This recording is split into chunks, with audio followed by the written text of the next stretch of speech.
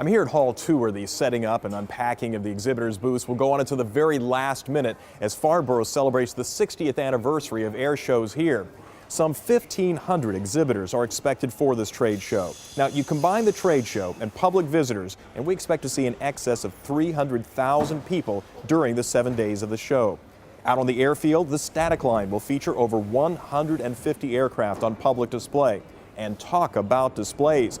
The public will see not only the most modern aircraft flying, but also vintage planes from every era of aviation history. Of course, check out AINtv for previews during validation flights prior to the air show and during the show itself. I'll also tell you about some aircraft making their very first appearance at Farnborough. That's coming up in just a moment.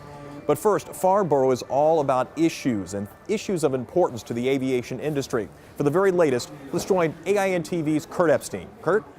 Thanks, Ed. I'm joined by AIN editorial director Charles Alcock. Now, Charlie, as someone with his finger on the pulse of the show, what do you think is some of the news we should be looking out for this week? Well, right away, we see two major Middle Eastern airlines, Qatar Airways and Etihad.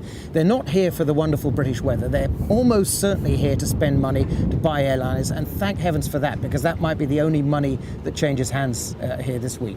Now, do you think there's any segments of the industry we should be keeping a specific eye on? Absolutely.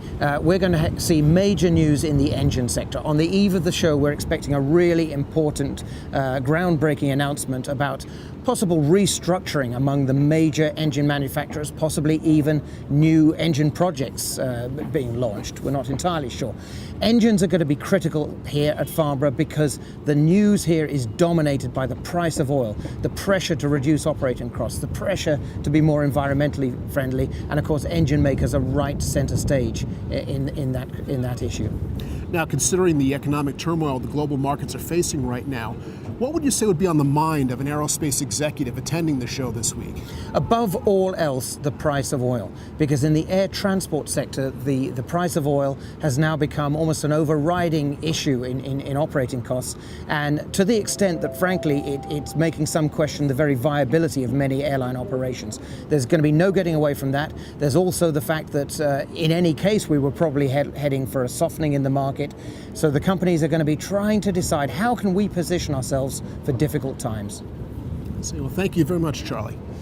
Now, on a lighter note, this is the 60th anniversary of the Farnborough Airshow, and there's going to be a lot of exhibits here this week that are going to focus on the heritage of the aviation industry. And we'll be looking out and keeping you informed on all of those. Ed, back to you. Also making news at Farnborough is the appearance of several newer military aircraft designs. The Gulfstream 550 AEW variant, developed jointly with Israeli Aircraft Industries, is an advanced warning aircraft. And making its premiere showing at Farnborough is the F-22 Raptor, which features stealth technology.